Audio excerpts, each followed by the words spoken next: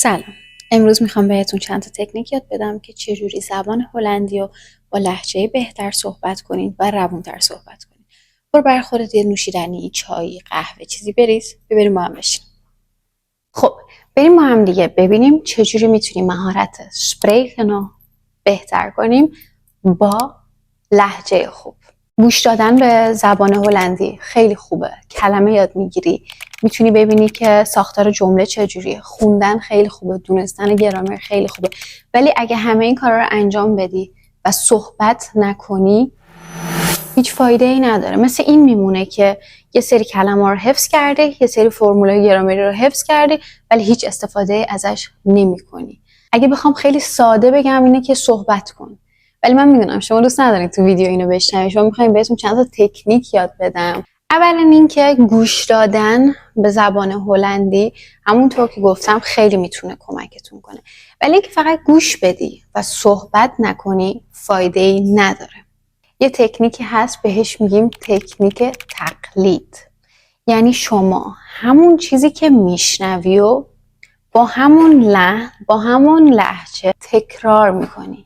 میری یه برنامه انتخاب میکنی یا پادکست انتخاب میکنی، گوش میدی چی میگه، یک جمله قطعش میکنی. چون شما قصدت این نیست که اون سریال یا اون پادکست حالا حتما تا آخرش گوش بدین. خیلی خوبه اطلاعات خوبی اگه داشته باشی بخواین اونا رو هم یاد بگیریم، ولی وقتی شما میخواین رو مهارت اسپریکینگ کار کنین مهم اینه که بتونین اون جمله ها رو شما هم تکرار کنین. سعی کنین یه نفر رو انتخاب کنین که لهجهش خوبه، لهجهش رو دوست دارین و هر چیزی که میگه رو جمله به جمله تکرار کنین.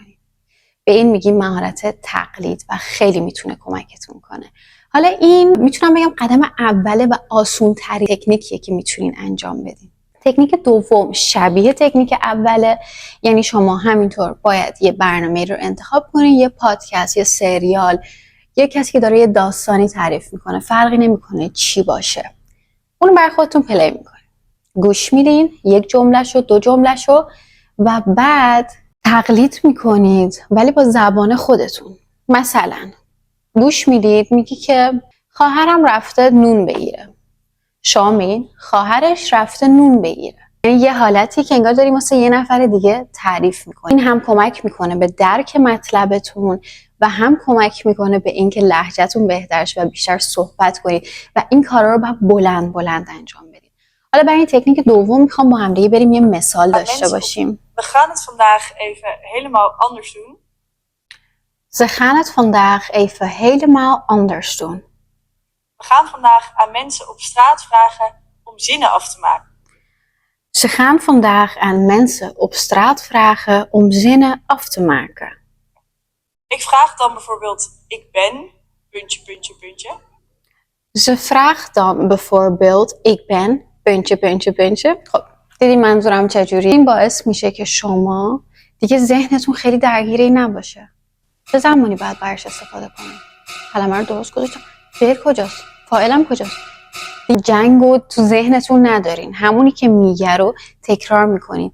در واقع بچه‌ها به همین شکل زبان یاد میگیرن. حالا یه تکنیک دیگه هم براتون دارم که یه ذره سخت‌تر از همه اینا هست و باید زبانتون یه ذره بهتر باشه و بتونین جمله بندی خوبی داشته باشین. یه برنامه تلویزیونی برای خودتون میذارین، مجری میگه ایده من در مورد ورزش، حالا میخواد ایدهشو بگه، این تیکه رو قطعش میکنین. وقتی میگه ایده من در مورد ورزش قطعش میکنین و شما بلند جوابی خودتون میخواین و میدین. ایدهتون رو میگین، یه جمله بندی قشنگ، پلی میزنین دوباره و گوش میدین. جواباتون رو مقایسه میکنین. حالا اگه میخواین یه تمرین بهتری داشته باشین، همون چیزی که مجری گفت دوباره پاز میکنین، تکرار میکنین، بلند میگین. این میشه تکنیک سوم. این سه تا تکنیک تقلیدی که بهتون گفتم، اولیش آسونه. شما جمله به جمله چیزی که میشنوید و تکرار میکنید با همون لهجه. روش دوم یکم سخت‌تره، شما به زبان خودتون میگین. سومیه رو شما خودتون جمله رو براش کامل میکنید. وقتی که زبانتون بهتر شد، این سه تا تکنیک براتون روونتر شد، یه کاری که میتونین بکنین اینه که یه موضوع، راجع به یه موضوع یه چیزی گوش بدین. نمیخوادم خیلی طولانی باشه. من خودم این کار رو خیلی وقتا با زبان آموزام انجام میدم.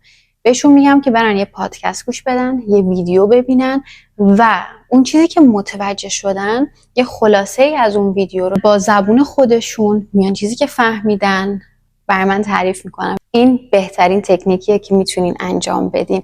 دلیل اینم که من خیلی وقتا ویدیو میذارم و همینجوری میام راجع به این موضوع صحبت میکنم یا از روزمرم ویدیو میذارم همینه که من صحبت کنم، جمله هایی که روزمره است رو استفاده کنم و شما بتونین از جمله هایی که استفاده میکنم یاد بگیرید. جدا از این که خیلی علاقه دارم خودم به این کار، ولی بیشترین قصدی که دارم اینه که شما بتونین جمله های روزمره رو یاد بگیرین. این خیلی روش خوبیه، چون دونستن گرامر به تنهایی و فقط حفظ کردن کلمه ها شما رو به جایی نمیرسونه.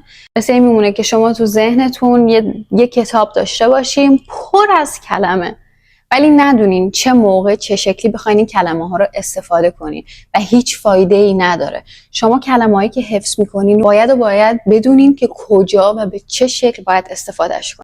حتما این تکنیک رو انجام بدین. اگرم خیلی سرت شلوغه میتونی هفته 3 روز 4 روز این کار رو انجام بدی. آخر شب که میخوای یه چیزی ببینی یه ذره ریلکس کنی، یه رو 20 دقیقه زمان بذار و تمرین کن. حتما بهم خبر بدین اگه این تکنیک رو انجام دادین و نتیجهش رو بهم بگین. کلی مراقب خودتون باشین.